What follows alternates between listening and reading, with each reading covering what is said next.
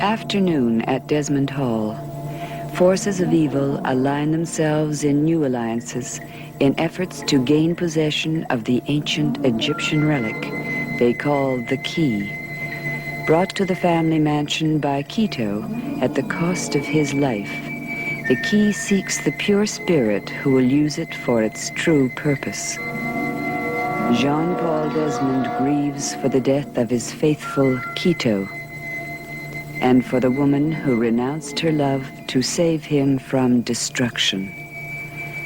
To him, in his desolation, comes another, one who has once betrayed him. Yes, who is it? I brought you someone who wishes to speak to you. Jean-Paul, how lovely it is to see you again.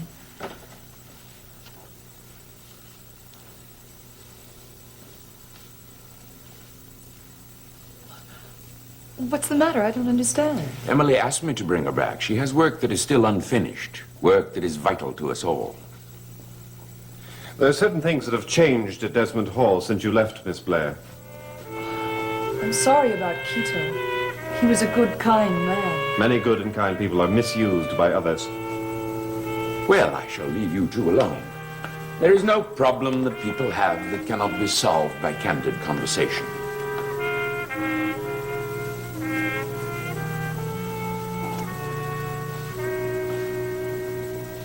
If I've done anything to offend you, I'm sorry.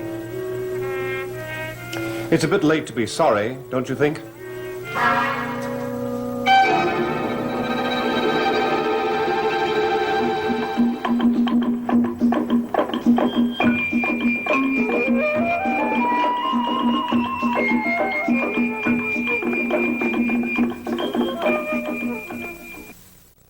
It's a little late to be sorry, don't you think? Please, don't say that to me.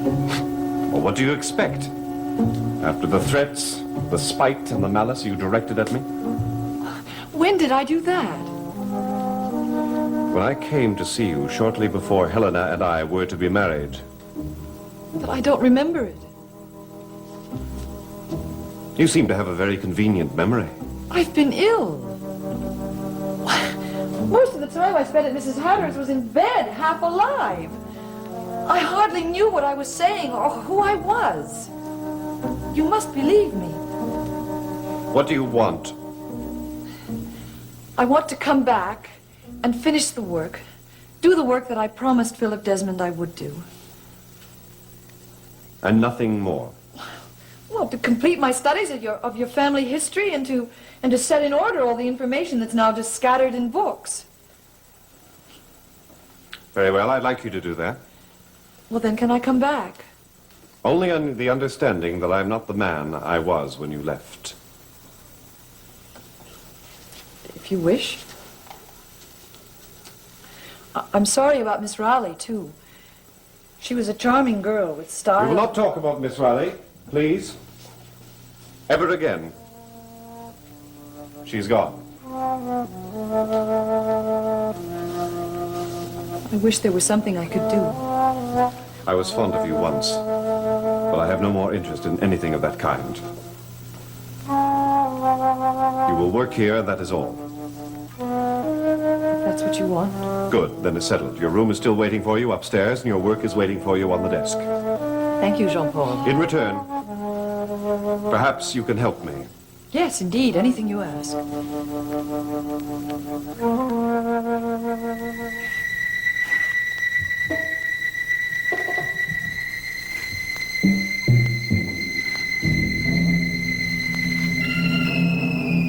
Circle of fire, power of darkness.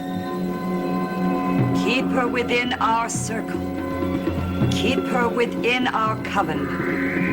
Do not break our circle. Do not break our coven. Answer me, O circle of fire. Answer me, O power of darkness.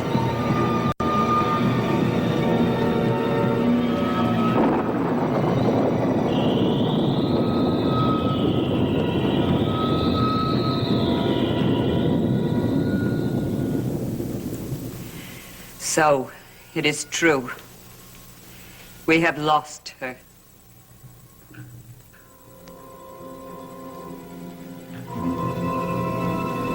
I defy you.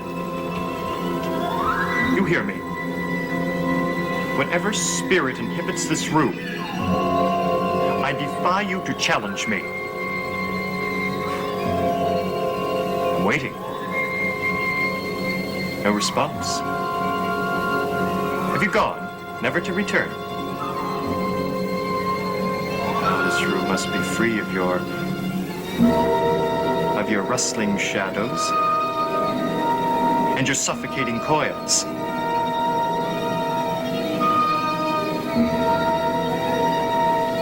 It's now my room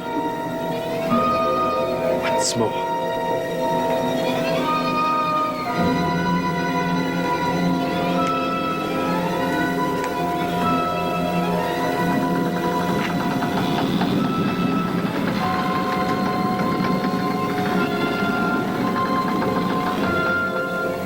Welcome, dear stepfather.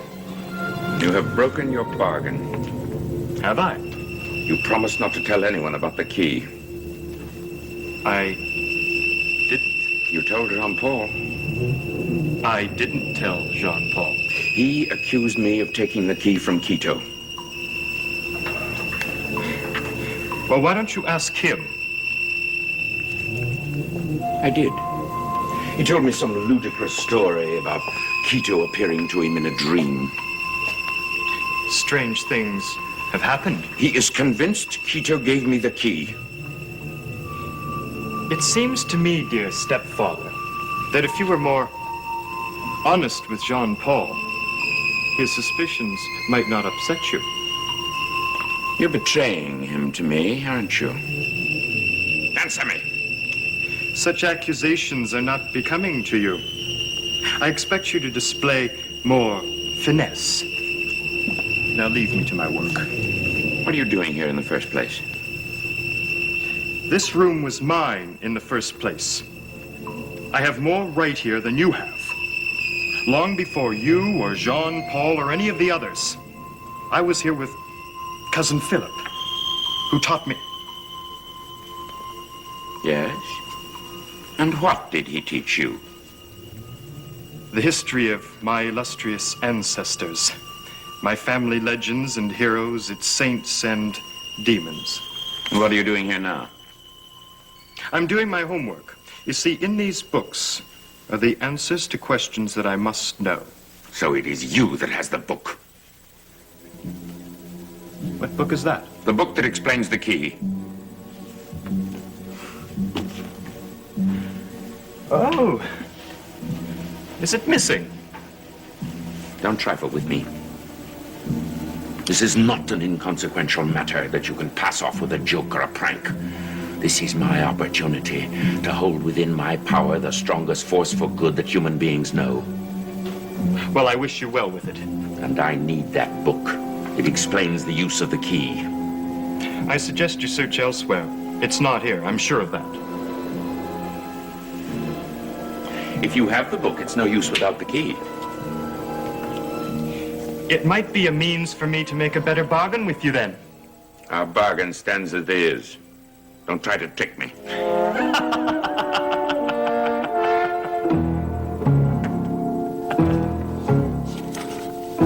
Someone's been going through my files. They're all out of order. I was looking for something before you came. I'm sorry. It's all right as long as it was you. I was afraid maybe it was some... Emily, I need some information about a key. You too? What do you mean? Well, this morning, Laszlo came to Mrs. Hatter's to ask me about an Egyptian key. I knew it. He wanted the title of a book that had information on it. Is this it? The river caves of Desmonton. Yes, that's it. Does it explain about a key? No, it just tells us what's known about it, that's all. Isn't that funny? You know, when Laszlo asked me, I couldn't remember the title.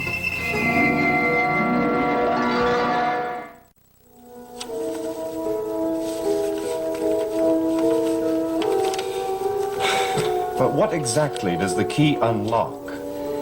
Well, it opens the door to a chamber between this world and the next. A chamber from which one can only be released by someone pure in heart. Well, does this person come back to this world? No, according to this, he then moves onward to the next room, or closer to divine peace, tranquility with himself. Who last had the key? Well, it's been missing for generations, but there was a Yugoslav monk had it in the 16th century. And then there was an Indian girl in the 18th and a Chinese Mandarin, and there's been no one else since. I see. So this key really transcends all kinds of boundaries of time and place. It only knows the boundaries of the human heart, of human purity. Raxel says it holds great dangers. Is that true? Well, it could be harmful if held by the wrong person. Yes, but who would be the right person? Look, the key of promise finds the one for who it is searching. So it seeks out him without our help. But it might not be a man. It could be a woman or a girl. Yes, but it seeks out this person, doesn't it? Yes, it always has, eventually. I see. Well, how does this person know how to use the key? Apparently, the last person who had it passes on the information to the next. And why has it come here? Oh, excuse me.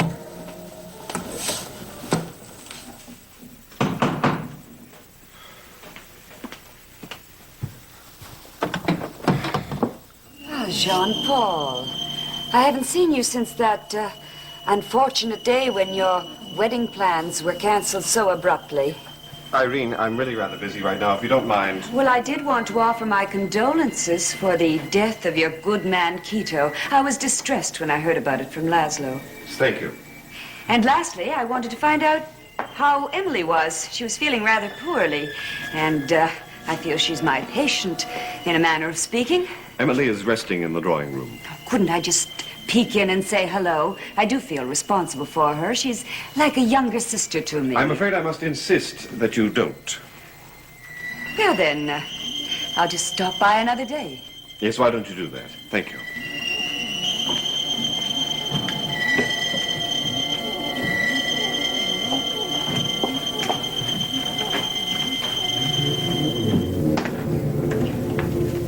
Hello there. Is it wise for you to be here so often, Mrs. Hatter? People will gossip. Well, everyone knows I'm an old friend of the family. They're used to my going in and out of this house. And do they know that you're especially close to one member of this family? What are you hinting at? Well, I'm just wondering what would happen if I told my mother that I had seen you and my stepfather in what people might call a compromising situation. Have you wondered what would happen if I told Jean-Paul about your little plans for him? Go ahead, tell him. How long do you think you'd be allowed to stay here, and perhaps your mother for that matter?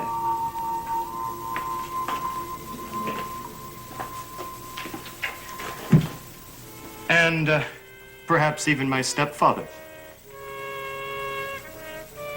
Yes, I thought that prospect might make you cooperate. What do you want from me? I want you to use your gentle arts of persuasion to convince Laszlo that the key he now has would be put to more use in my possession. I couldn't do that. I think you could. Why should I? Secrets, like everything else, are purchased. My price is not as high as it might be, or as high as it will be if you do not comply with my wishes. Irene, what are you doing here?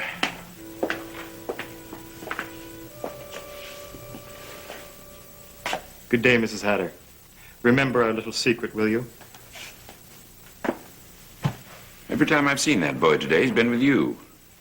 I just happened to run into him. What are you two plotting together? We must speak together privately. I can't leave the house.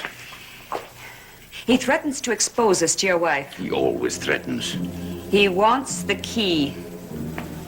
Did he say that? It's the price he demands for secrecy. It's a price I refuse to pay. Don't trust him, Laszlo. You go home. You shouldn't have come here. I'll take care of court. John Paul wouldn't let me in to see Emily. I'll deal with them, too. Fate has given me a weapon that I can use to deal with all of them.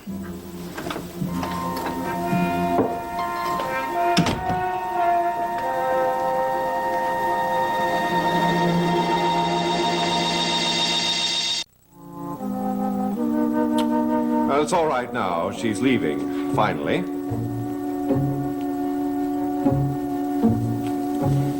Perhaps I should have seen her. She was very kind to me. She nursed me back to health. Well, she'll return. Don't worry about that. Now, we haven't much time. Let's get down to business. Why would Quito give the key to Laszlo if he was supposed to give it to someone who was pure in heart? Well, it will leave him. It will find the person that it's meant for. Perhaps it's meant for you. No. I thought at one time perhaps it was, but I'm not pure in heart. I think you are. Well, I wish that was true. I was once before Maljardin. Before Maljardin, life was innocent and carefree. Well, then, if it's not meant for you, I shall help you make sure that it gets to the person that it is meant for. Emily, we've got to make sure that this key does not get into the wrong hands.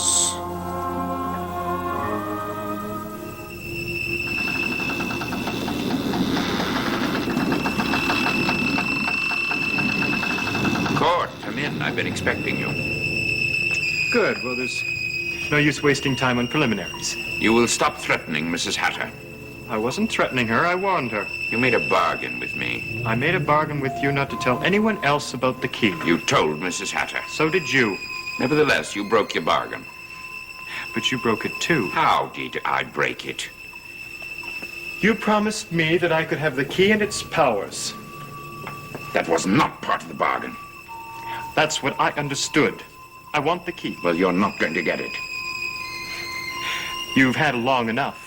Our bargain had nothing to do with sharing the key. It's mine. You'll have to give it to me eventually. Why? Why would I give it to you? Because if you don't, I'll take it. The key protected me from the serpent. What have I got to fear from a boy like you?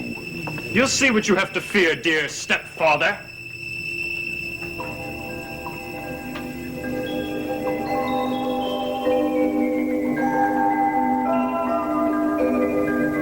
Philip, tell me, who should have the key? Tell me.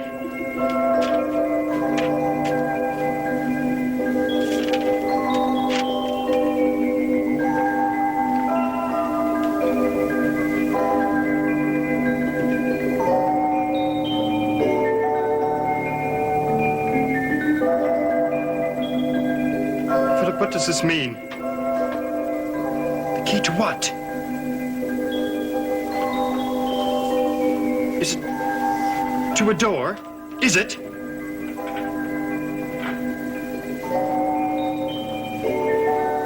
Will set who free? You, me? Answer!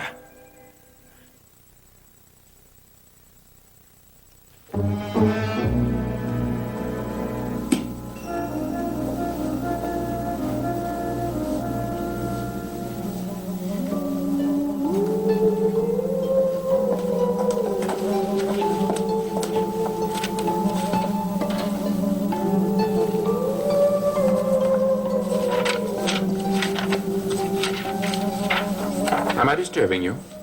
Oh, no. Not at all. I waited till Jean-Paul had gone to his room before I came to talk to you. Oh, I'm glad you came. I was getting tired. So you found the book. Yes, I have.